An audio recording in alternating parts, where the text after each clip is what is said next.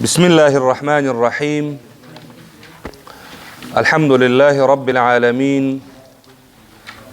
والصلاة والسلام على رسوله الأمين محمد وعلى آله وأصحابه أجمعين. اوس راځو د مدونو مقدار او اندازې ته.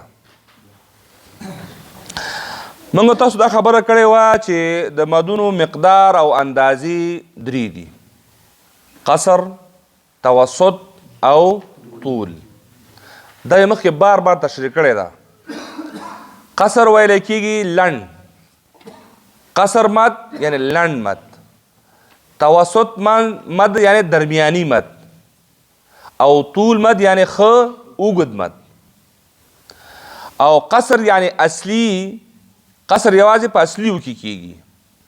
د دوو حرکتونو او یا د یو الف په اندازه باندې راښکلو کېدونکي مد ته ویلی کېږي قصر. دو حرکته یا یو الف په اندازه چې کم مد راښکل کېږي نو دغه اندازې ته څه شی وایي؟ قصر. دغه اندازې ته څه وایي؟ قصر. توسط یعنی درمیانه مقدار کې راښکل. دو الفه یا هم څلور حرکته، دو الفه یا هم څلور حرکته، ځکه هر الف څو حرکته ده؟ دوه. یا درې الفه څلور حرکته، شپږ حرکته. صحیح شو؟ الفونو باندې چې راواړوئ. اوس دلته چې دی نو اولنی الف چې ده چې دوه حرکته دا قصر ده. دا د بل کې چې دوه او درې راځي نو که هغه ترې لرې کړي او یو نه شروع کړي، یو دوه دلته یو هلته، نو درې. یعنې دا دوهم او دریم الف، دوهم او دریم الف. یا د څلور او پنځه، درې او څلور، بیا وخته پنځه او شپږ، د حرکتونو په لحاظ سره نو دا کم بلل کېږي. بیا دا کم اندازه ده؟ متوسط. که د الفونو په اندازه شوه، یو الف قصر، دو الف او درې الفه متوسط.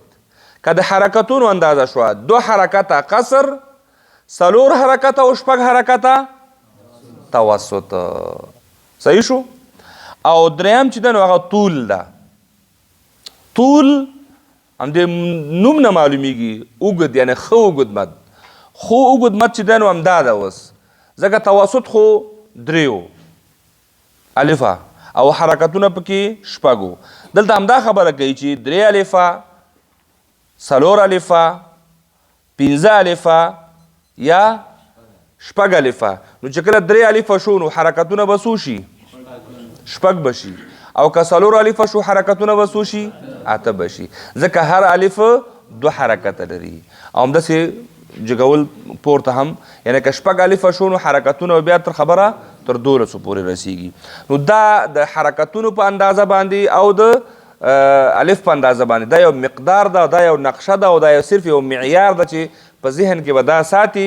او بیا د دې مثال موږ تاسو ویلی و که چېرته د یو الف اندازه به دومره وي چې یو لوستونکی د قرآن کریم په یو الف کې دومره اندازه باندې وخت واخلي، دومره اندازه اوږد کي، لکه په عادي حالت کې چې دا ګوته خلاصه شي یا خلاصه ګوته په درمیاني حالت کې بیرته بنده شي.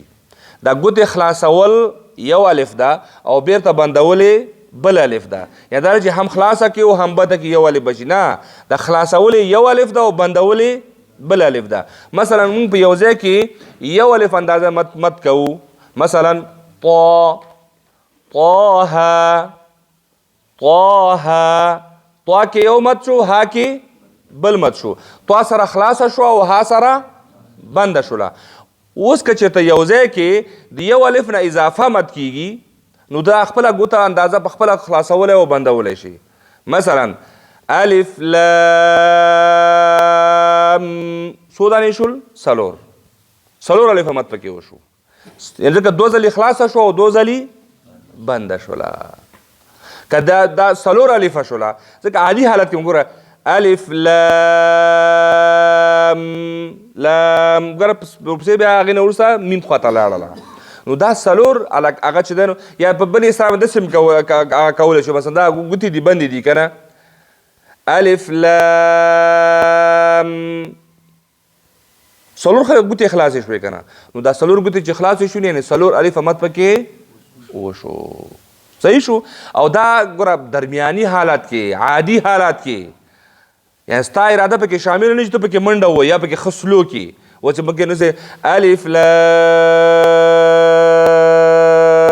دا خو 10 دقیقې هم نه خلاصېږي نو دا تېنه مطلب نه ده ګوره عادي حالات کې لا با تا ثا بس دومره دا خپل یو الف اندازه مقدار تعینوي بس خلاص یا په خلاصول کې هم دومره زوره کې وي چې ورو ورو لکه یخ نیولې او قاتیږي نه که نه نو دا بیا صحیح نه ده عادي حالات کې چې ستا هېڅ قسم هغه پکې اضافي هغه پکې شامل نه وي دا د مدونو مقدار او اندازې شو آخر کې وایي لنډه دا چې په مد اصلي کې به صرف قصر کیږي په مد اصلي کې به صرف مد اصلي موږ څو مدونه لرو 5 نومونه را سره واخلي اولنی مد ذاتي طبعي مد بدل مد عوض مد صله خو صغرا دا صغرا یا اصلي ده ګوره که کبرا شو سبب پیدا که بیا هغه بل خواته ځي او آخرنی مد تمکین نو څو مدونه شول 15 په دې 15 واړو کې هغه که اصلي ده ذاتي ده تمکین شو طبعی شو عوض شو بدل شو په ټولو کې اندازه د مدونو یوه ده څومره ده قصر څومره ده قصر اندازه څومره ده یو الف یا 2 حرکته یو الف یا 2 حرکته خو د یو الف او د 2 حرکتو اندازه څنګه معلومو درمیاني حالت کې بنده ګوته خلاصول یا خلاصه ګوته بندول د دغې ګوتې په خلاصولو او په بندولو کې چې څومره وخت لګیږي همدا ستا د یو الف مقدار او اندازه ده صحیح شو دوهم په مد متصل کې قصر جایز نه ده طول او توسط به کیږي په مد منفصل کې 3 واړه حالته جایز دي د مد لازم په 4 واړو قسمونو کې مد لازم په 4 واړو قسمونو کې طول کیږي 4 واړه قسمونه مد لازم کم یو مد لازم حرفي مخفف مد لازم کلمي مخفف مد لازم حرفي مثقل او مد لازم کلمي مثقل په ټولو کې طول ده صحیح شو او څلورم وایي په مد لازم لین کې طول او توسط بهتر دی او قصر پکې ښه نه ده مد لازم لین کې ځکه دیم لازم ده ګوره لازم ده خو لین ده نو دې کې ویل چې طول او توسط پکې ښه دی او قصر پکې هغه نور کې خو قصر بیخي جایز نه صحیح شو او یا پنځم کوي مد عارض وقفي کې طول بیا توسط بیا قصر مد عارض وقفي کې لین کې نه ګوره وقفي کې ټولو کې ښه کم یو ده طول ده ورپسې خو مد عارض وقفي لین کې بیا قصر ده بیا توسط ده بیا طول ده دواړه لکه برعکس دي که چېرته حرف مد و د هغې نه وروسته سکون عارضي راځي نو هلته بهتر پکې طول ده بیا توسط ده او بیا قصر ده او که چیرې حرف لین نه وروسته سکون عارضي راځي بیا به پکې بهتر څه شی وي قصر به وي نو په قصر اکتفا پکار ده که یو څوک مارته چې د مد ډېر شوقي وي نو خیر توسط هم کولی شي خو په عادي حالاتو کې باید په مد عارض وقفي لین کې طول باندې ډېر په هغه مه ورځئ په زړورتیا مه ورځئ او که څوک پکې لاړه نو ډېر شوقي زړه نه صبرېده که نه نو بیا څه مشکل د کفر او د اسلام قضیه نه ده ښه دا صرف د قرات د آداب او د قرات د اصولو موضوع ده داسې نه شو چې یو چا پکې وکړ نو اوس ولا کافر شو لخیر ځکه غټ مدې وکوو یو خبره پکې وګورئ دا زموږ د فقهي احکام چې دي فقه کې چې کوم راځي جایز او ناجایز حرام او د دغې قواعدو هغې سره پرتله کول دا ګوره هغه شی نه دي ګوره دا د علمي قرات د استادانو په نظر باندې دا جایز نه ده صحیح شو نو که ځکه مدونه چې دي دا بغیر د اصلي نه دا فرعي دي څه ورته وایي فرعي مدونه دي او سبب د وجې نه بنا کېږي او مد فرعي چې دی نو